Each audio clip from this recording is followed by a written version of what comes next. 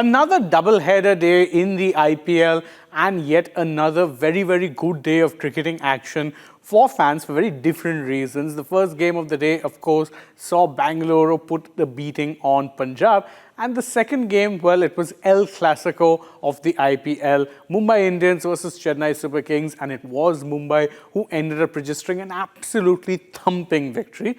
Two games, some very interesting talking points, and that's what we're going to talk about in this particular video. Let's go through the major talking points from both matches. And talking point number one, Rohit Sharma seems like he's back at last. Now, when Hardik Pandya took over the Mumbai Indians captaincy in 2024, there was a belief that it would perhaps free up Rohit Sharma, the batter. Now, it's safe to say that hasn't happened. He had a forgettable season in 2024, and even 2025 looked like it was veering towards being yet another forgettable season for the man nicknamed the Hitman.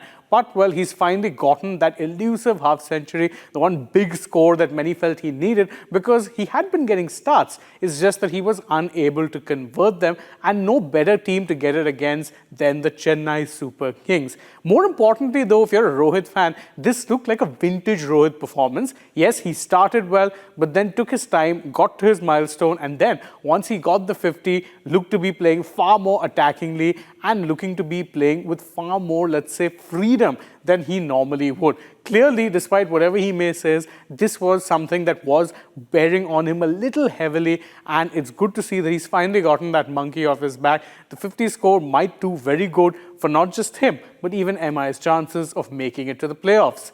And speaking of playoff chances, unfortunately, it seems like this could pretty much be all she wrote for the Chennai Super Kings, and that is talking point number two. For CSK, this is already shaped up to be a season to forget, despite the fact that a lot of fans got the one thing that they were clamoring for, the return of MS Dhoni as CSK captain, albeit on a temporary basis. Unfortunately, poor squad building has meant that the team looks very much like a shadow of themselves, and now they've reached a point where their playoff hopes itself are hanging by a thread. They've played 8 games and won just 2, and with 6 games left and a bare minimum of 14 points needed to even be in contention, they're now in a situation where they have to be potentially winning all their games, or at least almost all their games. Not a great place to be, and given the kind of inconsistent and downright poor form that the Yellow Army have shown, it would take a very brave betting man to actually place a bet on the fact that this CSK side, as average as they've looked,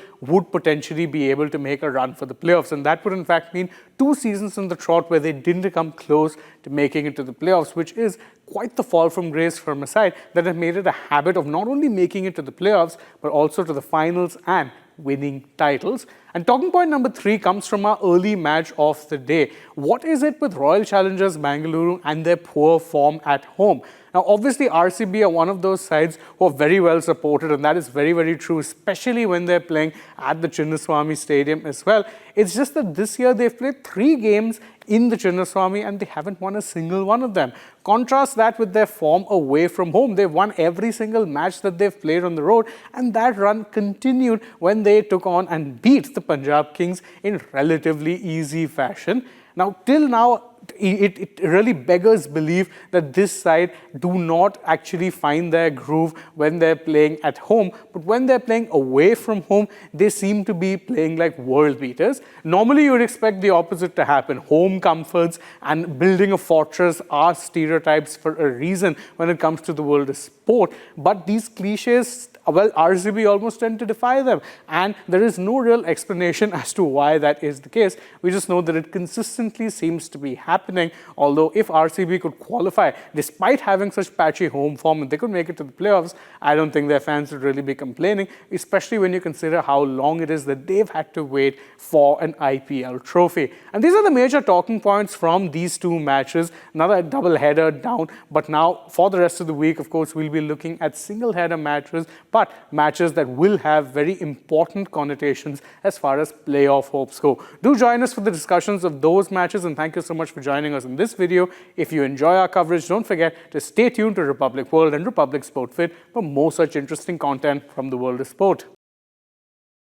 One of the biggest dangers to our country are negative influencers, dirty influencers. These are people who are there on digital mediums only to get numbers and what they do has had a very negative effect on our society.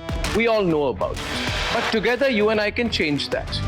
Republic is starting an influencer incubator program where you can be part of creating some world-class content that is nation first, that helps our country, that creates awareness. And you can work with me here on this campus as part of the first phase of the Republic Influencer Incubator program, which is the Positive Influencers program. The Positive Influencers program, which is going to be run from the Republic Media Campus, which is the largest newsroom in Asia, aims to bring together a diverse set of people from across the country. You can work from where you are, you can work with me here on this campus to create content on anything which you feel, if it proliferates, if it spreads, will have a positive impact on our people. It could be in the area of health, technology, defense, awareness, current affairs, politics, or even history, science and technology. I know there are a lot of you out there who have the talent, and all that you want is the reach. And Republic is doing this to give your content the reach. Together, all of us can come together and create a content revolution in our country. The digital medium, the growth of digital in our country is one of the most fascinating things, but you can use it in a positive way for the country, or you can use it in a negative way for our country. There are too many people who are using the digital medium to make a quick buck. But together, all of us, if we become one unit that's working in national interest, that believes in nation first, then through the Positive Influencer program, we can change the way the digital medium works in our country. So come, I welcome you to work with me here on the Republic campus as part of the Positive Influencer program. Here on the Republic Media campus, you will have access to great infrastructure, a warm and welcoming professional environment, and of course, the best production values. Now, if you have the content and you feel it needs the finish, it needs to be worked on, or that you would benefit from working in an environment where there are many other content creators like you, then you can be here. You can work with me here in the Republic newsroom. You can work from home. You can make it 50-50. You can make it work the way you want. As long as you believe that the content you create, and we believe that the content you create, will make our nation number one, will be one solid contribution towards the Viksit Bharat, then you can be part of this wonderful program. The initiative I announced in the presence of the Prime Minister at the Republic Summit, which is the Republic Positive Influencer Program. So come, work with me, work with us. Let's make a difference for our country.